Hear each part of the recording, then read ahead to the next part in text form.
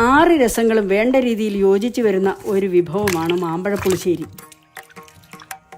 തുങ്കമാമീനച്ചൂടാൽ തൈമാവിൻ മരതക കിങ്ങിണി സൗഗന്ധിക സ്വർണമായി തീരും മുമ്പേ എന്ന് മലയാളക്കരയെ ഒരു കഥ പറഞ്ഞ് കരയിച്ച വൈലോപ്പിള്ളിയെ ഓർക്കാതെ എന്തു മാമ്പഴം, എന്തു മാമ്പഴപ്പുളിശ്ശേരി.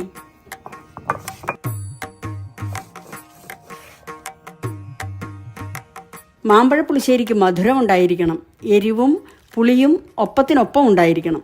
പാകത്തിന് ഉപ്പും, മേമ്പൊടിക്ക് ഉലുവയുടെ കയ്പും ചവർപ്പും, ചുരുക്കത്തിൽ 6 രസങ്ങളും വേണ്ട രീതിയിൽ യോജിച്ചു വരുന്ന ഒരു വിഭവമാണ് മാമ്പഴപ്പുളിശ്ശേരി.